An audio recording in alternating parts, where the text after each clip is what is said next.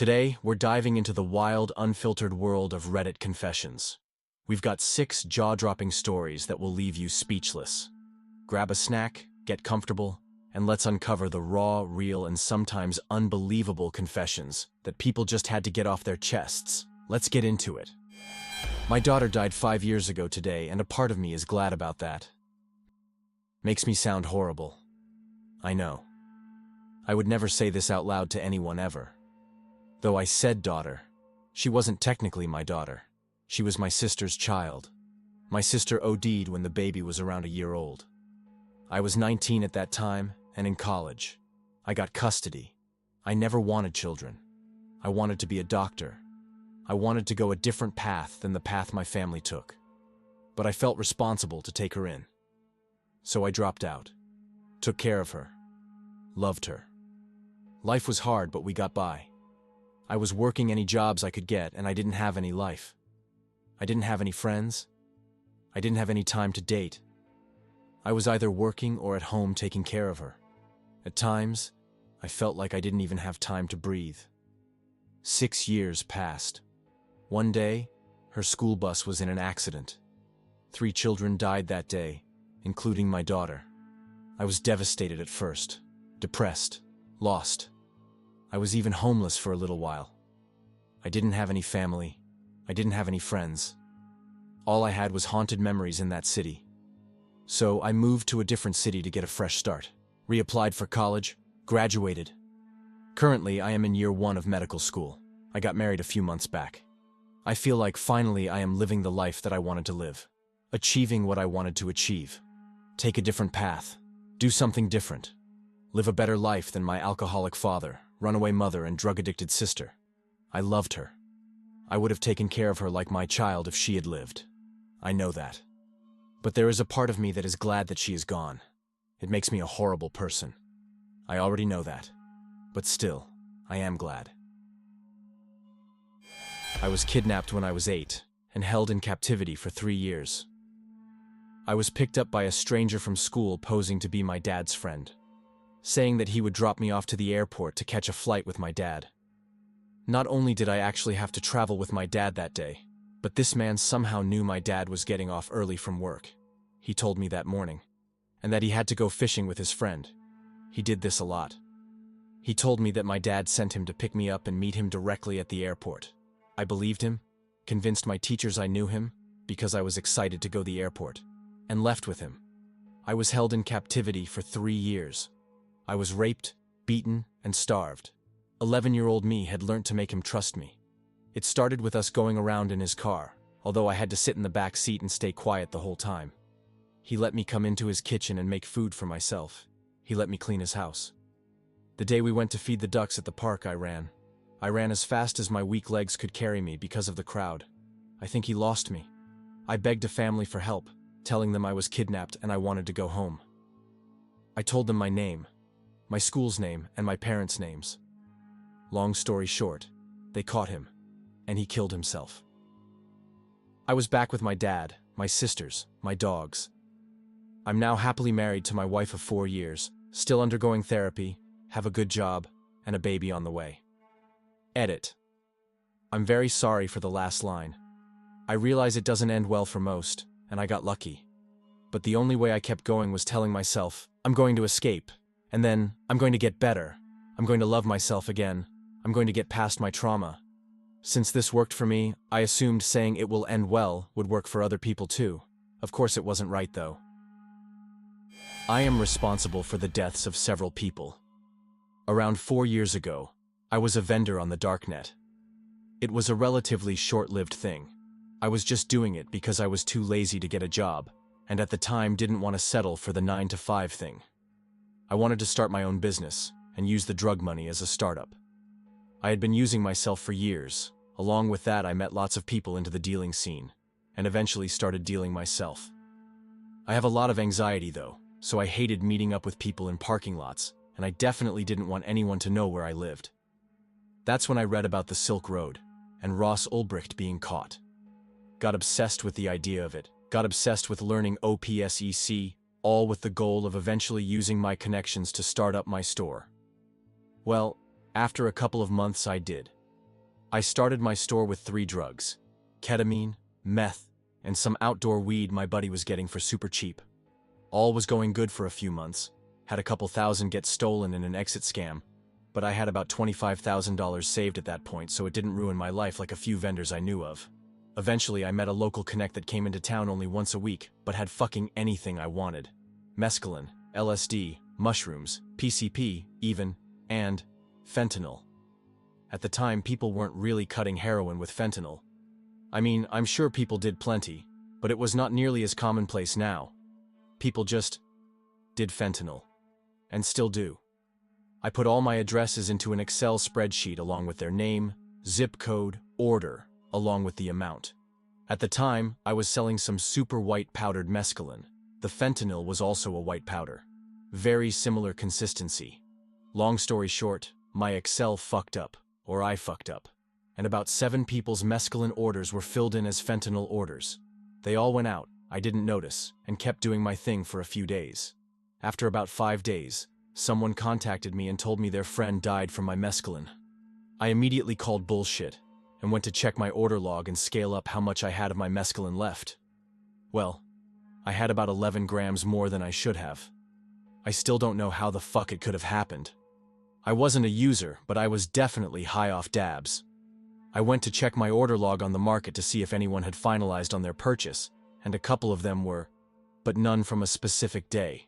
Including the person that messaged me. No one that had purchased mescaline that day had finalized their orders. The market I was on also had a feature to see the user's last activity, and none of them had logged in at least 3 days, most 2 days. I immediately deactivated my vendor account. I didn't even need confirmation. I knew what happened.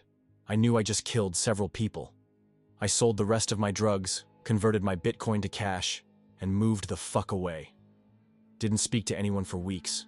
Found a job in a restaurant, living in a city I always wanted to. I haven't touched drugs since that day.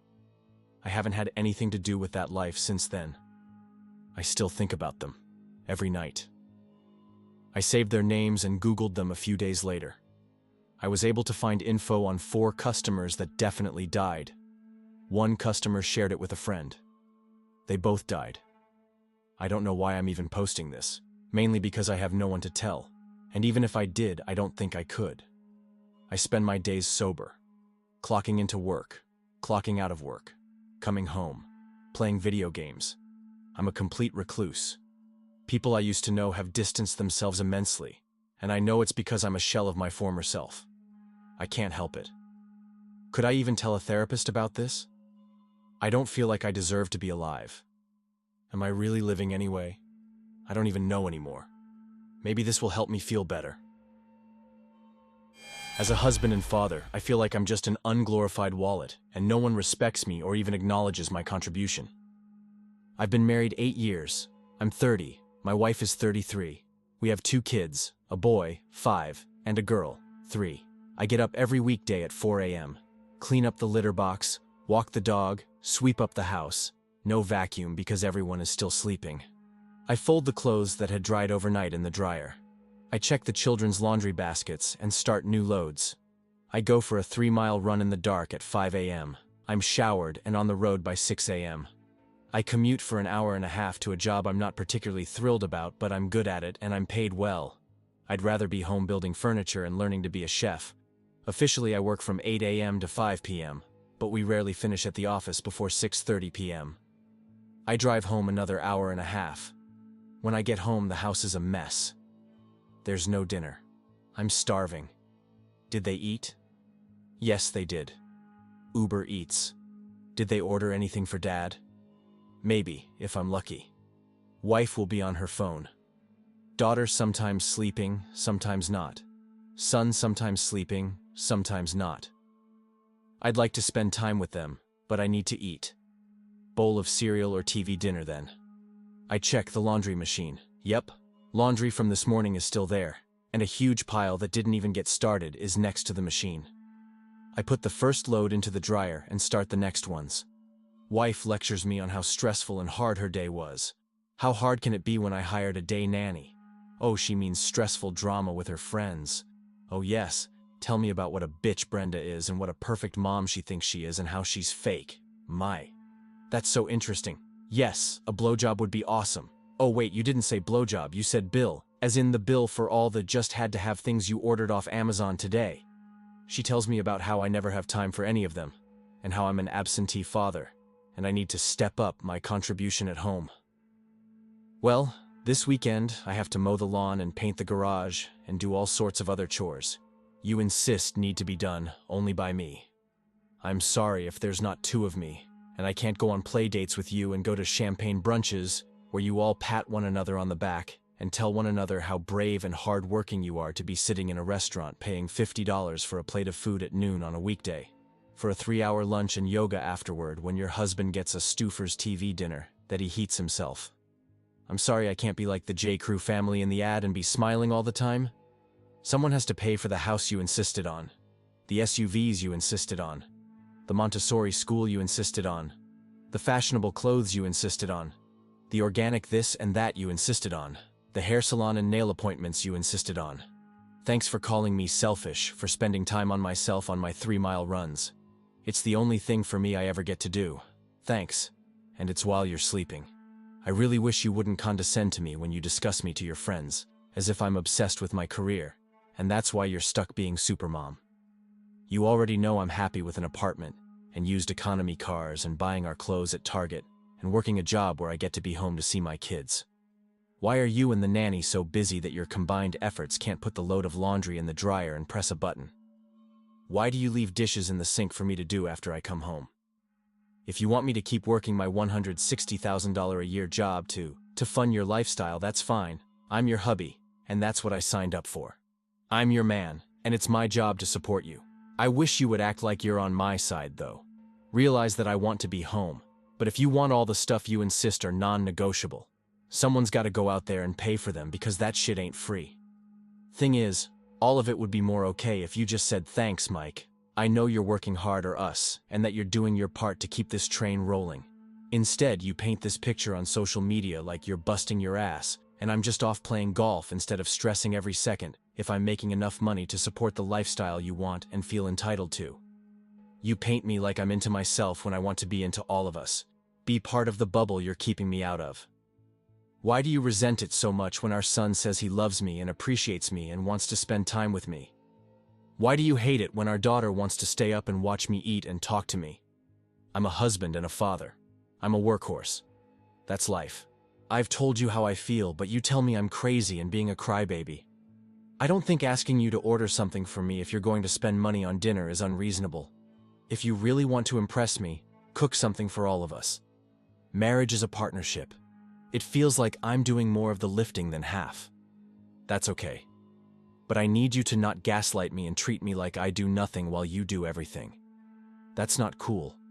I'm not your dad, but I feel like I've just taken custody of you and our kids and just get treated like crap. Please stop rolling your eyes like it's cringe when I try to play guitar and sing with our kids.